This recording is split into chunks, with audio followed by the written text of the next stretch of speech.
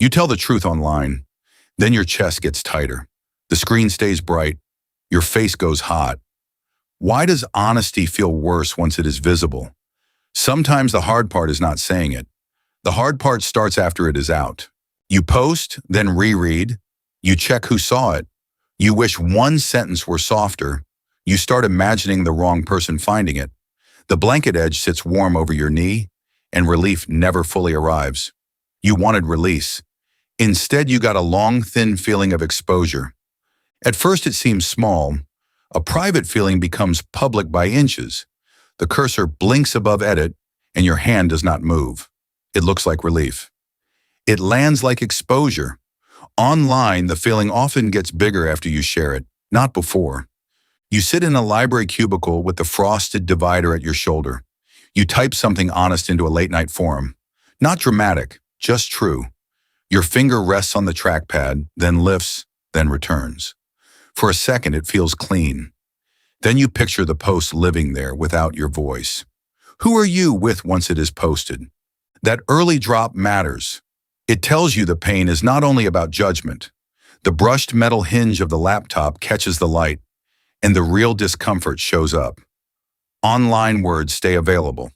They do not leave with your breath. They keep standing there after your body wants to pull back. In a laundromat, while shirts turn behind round glass, someone writes a long caption they would never say out loud in a room. They hit post between folding two sleeves. 10 minutes later, the dryers keep moving, but their attention does not. Every glance back feels like checking a bruise. Nothing terrible has happened. Still, the body starts guarding something that is already gone. But here is the strange part. Even kind replies can sting.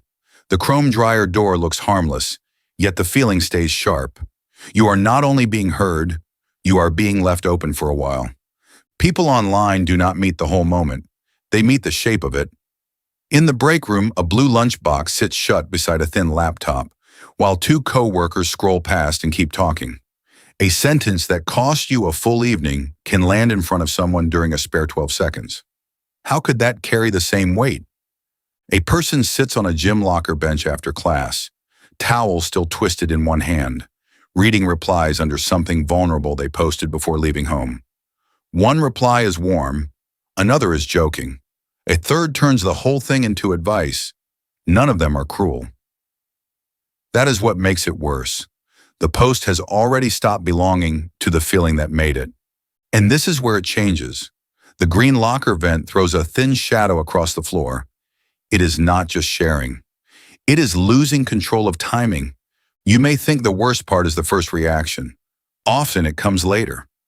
A lamp cord bends across the rug, and your mind starts reopening the post when nothing new is happening.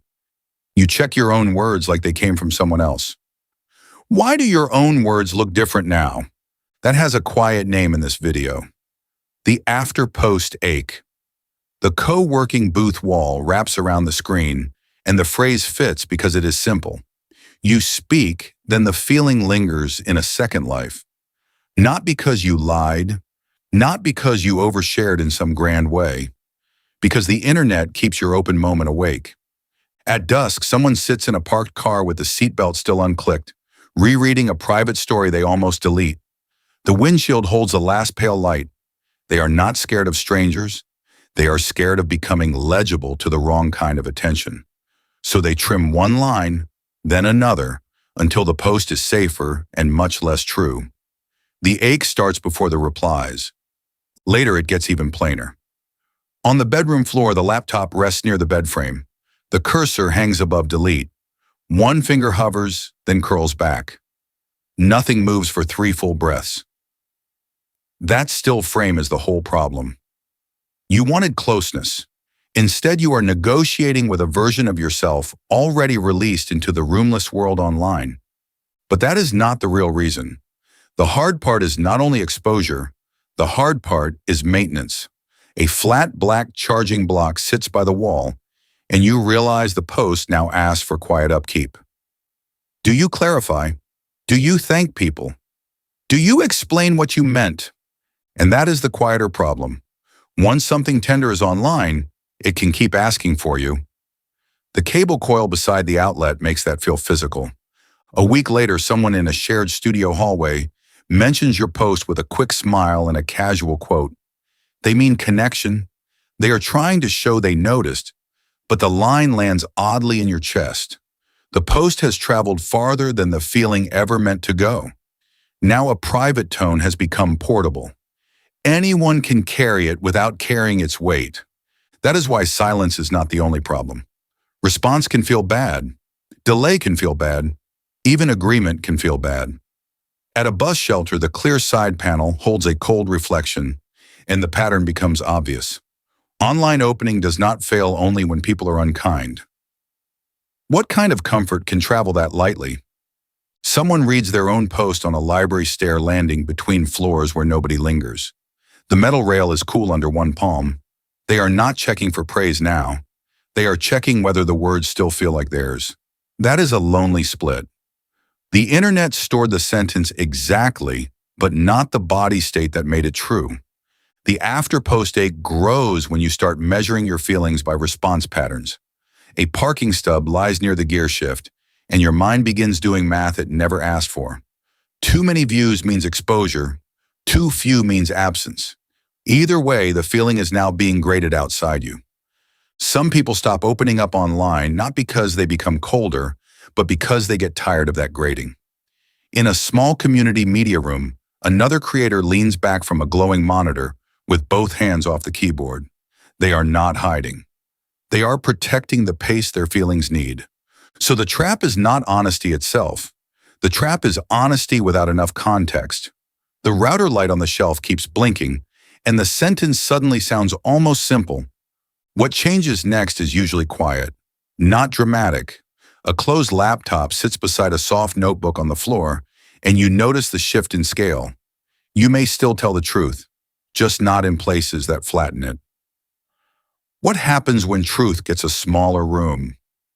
That does not mean the internet is fake and real life is pure. It means different spaces hold different weights. In the co-working pod, the frosted glass blurs the hallway just enough to make the point. Some feelings need more context around them before they can survive being seen. By the end, the whole issue looks less like oversharing and more like timing.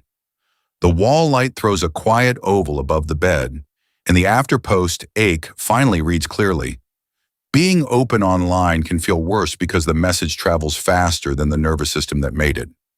The body is still arriving while the words are already out in circulation. So the last thing to remember is small. The half-closed laptop no longer looks dramatic. Being seen online is only part of opening. It is not the same as being held.